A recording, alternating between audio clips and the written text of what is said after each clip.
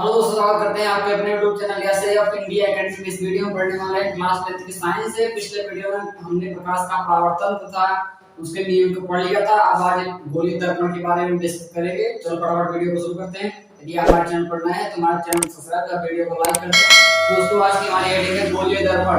क्या हेडिंग है? गोलीय दर्पण, सरफेसल मिरर।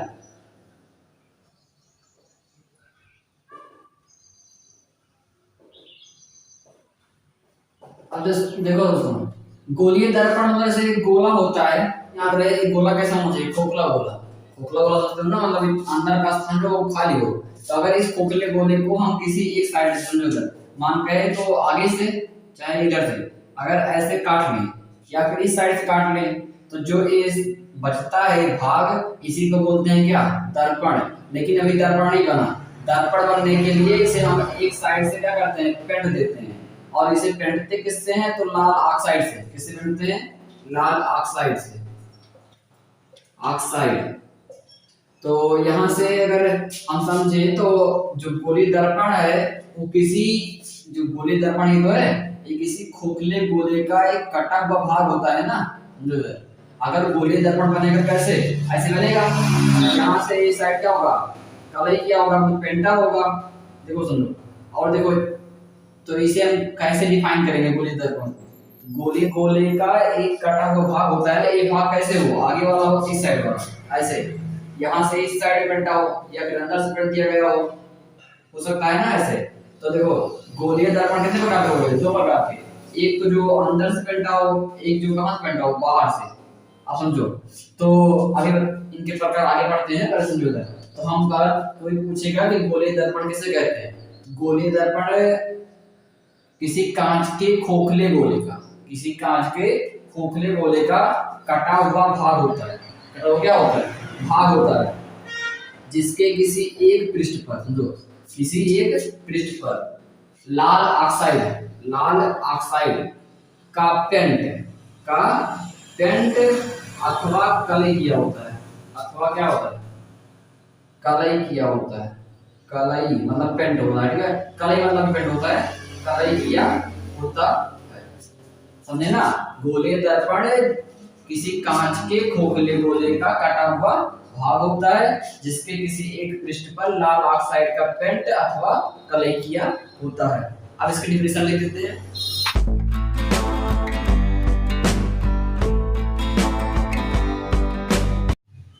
ये रही गोलीय दर्पण की डेफिनेशन है। अगर इसका फिगर बनाना चाहे तो देखो ऐसा बना दे। ये गोला है, खोखला गोला, जिसके एक पृष्ठ को हमने चाहे इस साइड को या इस साइड से कर दिया, काट लिया और इसे बाहर से या फिर अंदर से क्या कर दिया? पेंट लिया है।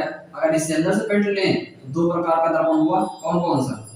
एक जो बाहर से पेंटा हुआ है इसे बोलते हैं अवतल दर्पण, जो अंदर से पेंटा हुआ इसे बोलते हैं उत्तल दर्पण। इसको बोलते हैं क्या? इसको बोलते हैं परावर्तक तल। कौन सा तल? परावर्तक तल। हमने परावर्तन पढ़ाया था तो वहां बताया था जिस तल से क्या होता है परावर्तन, उसे क्या बोलते हैं? परावर्तक तल, ठीक है। और इस पूरे को बोलते हैं दर्पण। क्या बोलते हैं? दर्पण। तो अगर नोट करना चाहो तो नोट कर लो।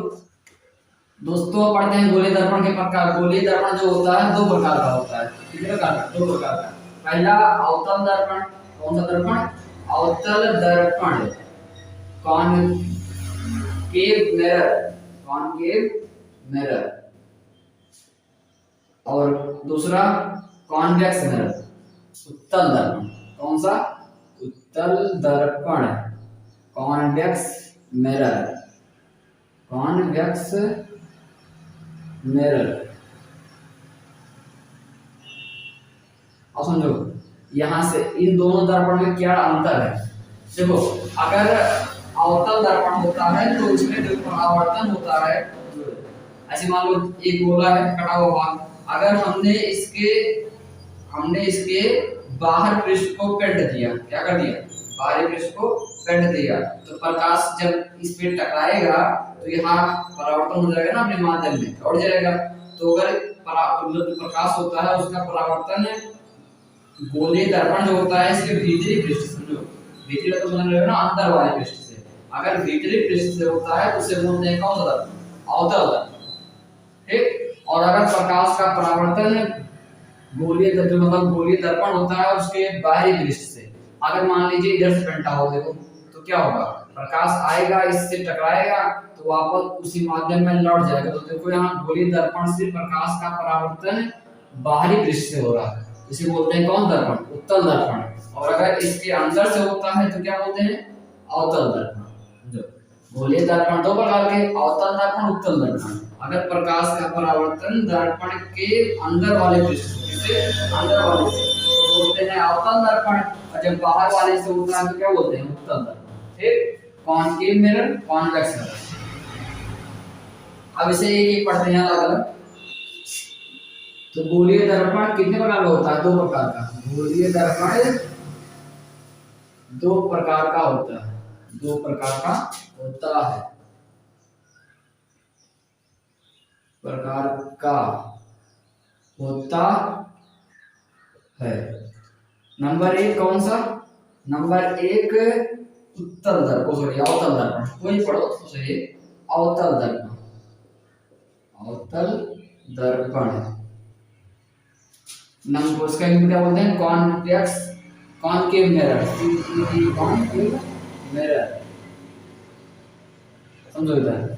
अवतल दर्पण किसे कहते हैं, तो जब प्रकाश का परावर्तन, जब प्रकाश का परावर्तन भीतरी पृष्ठ अथवा दबे हुए तल से, ये दर्पण है और अगर इसे प्रकाश का परावर्तन हो रहा है वो भीतरी पृष्ठ से, प्रकाश यहाँ से गया और इसका परावर्तन क्या हो रहा है, भीतरी पृष्ठ से, तो उसे बोलते हैं क्या, अवतल दर्पण। ठीक, तो वह गोलीय दर्पण, वह गोलीय दर्पण जिसमें प्रकाश का परावर्तन भीतरी पृष्ठ अथवा दबे हुए तल से, दबे हुए तल से होता है तो उसे बोलते हैं क्या, अवतल दर्पण।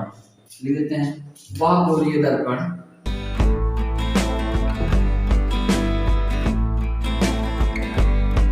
तो ये रही अवतल गोलीय दर्पण की डेफिनेशन। जब प्रकाश का परावर्तन भीतरी पृष्ठ अर्थात दबे हुए तल से होता है तो उसे क्या बोलते हैं, अवतल दर्पण। क्या बोलते हैं, अवतल दर्पण। नोट कर लो दोस्तों। देखते हैं दूसरा उत्तल दर्पण। उत्तल दर्पण में जो थोड़ा डिफरेंस है इसे, कौन सा है, उत्तल दर्पण, दूसरा है उत्तल दर्पण। अब समझो, तो जब वह गोलीय दर्पण, वह गोलीय दर्पण जिसमें प्रकाश का परावर्तन जो होता है वो बाहरी पृष्ठ, बाहरी समझते हो ना, बाहर वाले पृष्ठ से, हम इसे पहले बिठा देते हैं। बाहरी पृष्ठ मतलब जो जैसे दर्पण है इसके कौन से पृष्ठ से, बाहरी पृष्ठ से। तो अगर हम इसे अंदर से पलटेंगे तो क्या होगा, बाहरी पृष्ठ से क्या होगा, परावर्तन ना। तो जब बाहरी पृष्ठ से, कौन पृष्ठ से, बाहरी पृष्ठ अर्थात उभरे हुए, उधर एक कैसा उभरा हुआ ना, बाहर निकला है, उभरे हुए, भरे हुए तल से, भरे हुए तल से होता है तो उसे क्या कहते हैं, उत्तल दर्पण। क्या बोलते हैं, उत्तल दर्पण। ठीक, अब इसे अगर प्रकाश यहाँ से जाएगा, यहाँ समझो, अगर मान लीजिए प्रकाश की किरण ऐसे गई तो क्या होगी, जिस माध्यम में आएगी उसी माध्यम में वापस लौट जाएगी। लेकिन इस मतलब इसको नापने के लिए क्या लिखते हैं, एक क्या अभिलंब लिखते हैं ना, इस अभिलंब को यहाँ बोलते हैं मुख्य अक्ष। अभी आगे बताते हैं मुख्य अक्ष क्या होता है। तो यहाँ क्या, उत्तल गोलीय दर्पण। नोट कर लो। तो दोस्तों अब हम गोलीय दर्पण से संबंधित कुछ परिभाषाओं को पढ़ लेते हैं। जैसे पहले लगाते हैं गोलीय दर्पण, गोलीय दर्पण से संबंधित कुछ परिभाषाएं, कुछ परिभाषाएं मतलब गोलीय दर्पण में कौन कौन सी परिभाषाएं हमारे लिए इंपॉर्टेंट है उनको हम पढ़ लेते हैं पहले, जिनको जानना जरूरी है। तो देखो, पहला तो वक्रता केंद्र किसे कहते हैं, गोलीय दर्पण में वक्रता केंद्र एक बिंदु होता है। हेडिंग क्या लगाएंगे पहले, वक्रता केंद्र, सेंटर ऑफ कर्वेचर,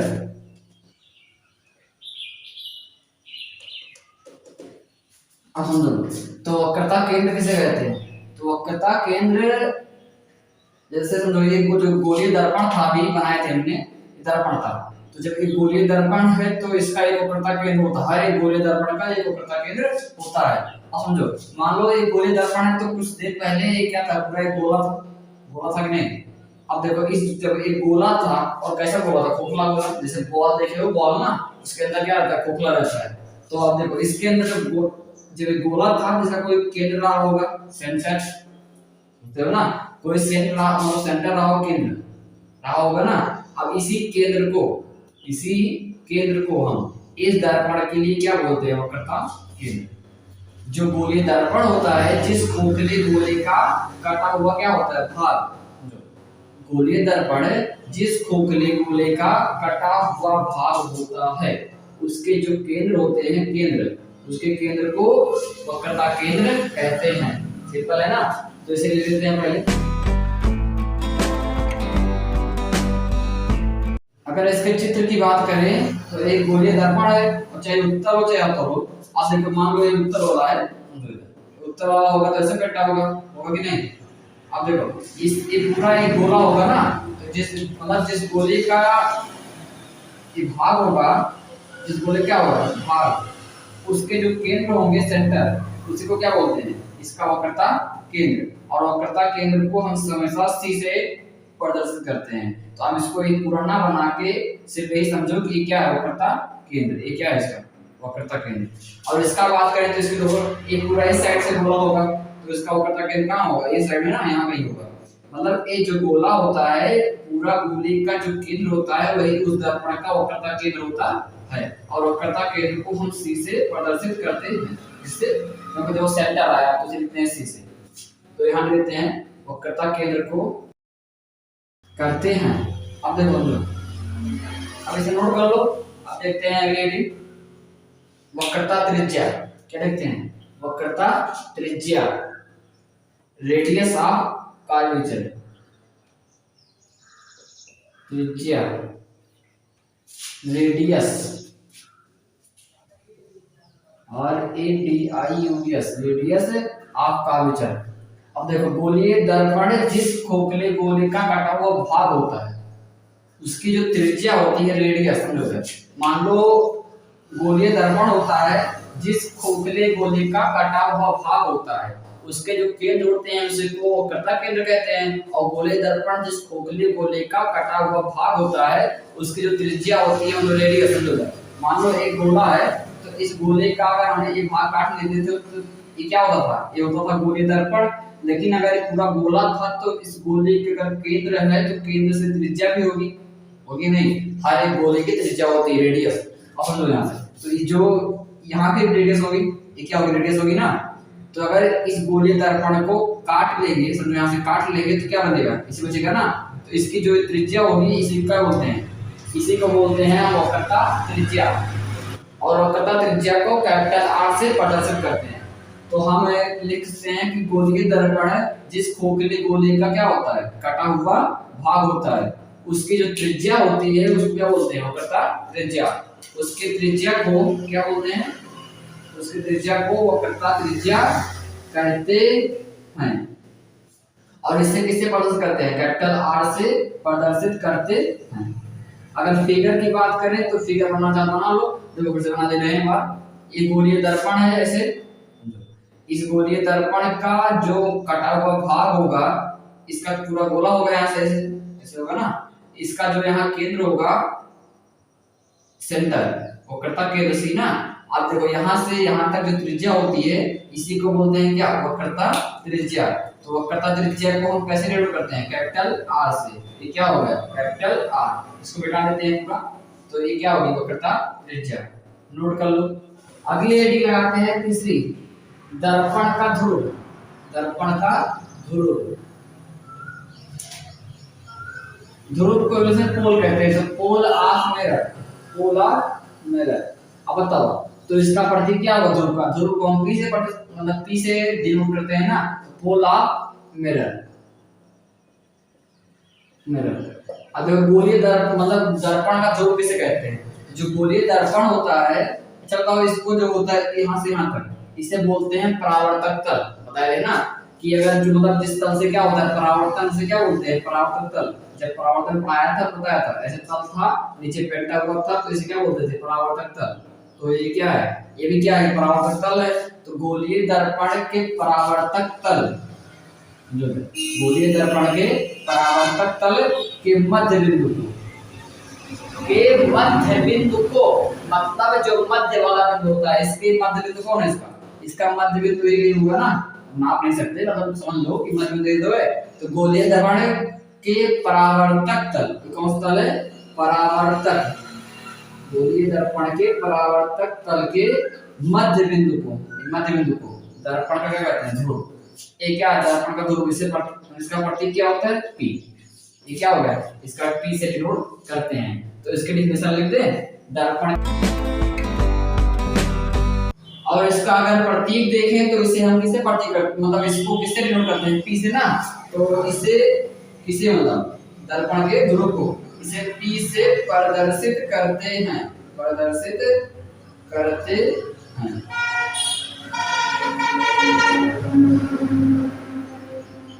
अब देखो ये रही दर्पण का ध्रुव की डेफिनेशन हो गई। आप सुनो चौथी नंबर दर्पण का मुख्य अक्ष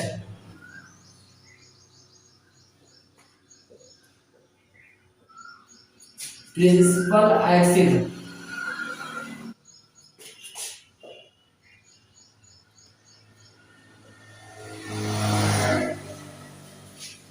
आप समझो मतलब मुख्य अक्ष किसे कहते हैं। तो देखो ये दर्पण था समझो क्या था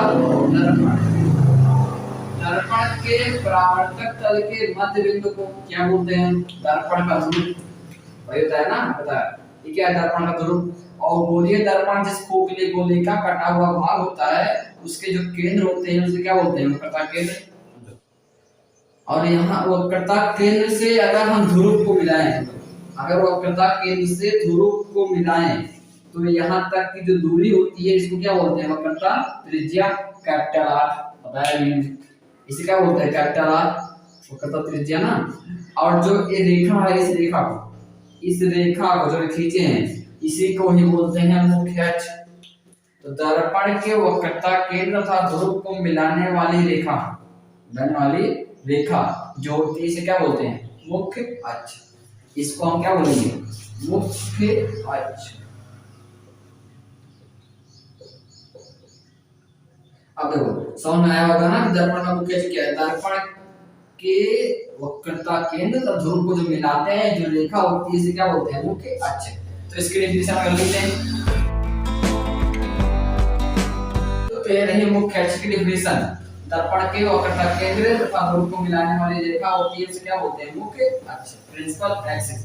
ठीक है तो दोस्तों इस वीडियो में बस इतना ही। मिलते हैं नेक्स्ट वीडियो में आगे टॉपिक के साथ। तब तक बाय बाय टेक केयर। यदि आप हमारे चैनल पर नए थे तो हमारे चैनल पर वीडियो को लाइक कर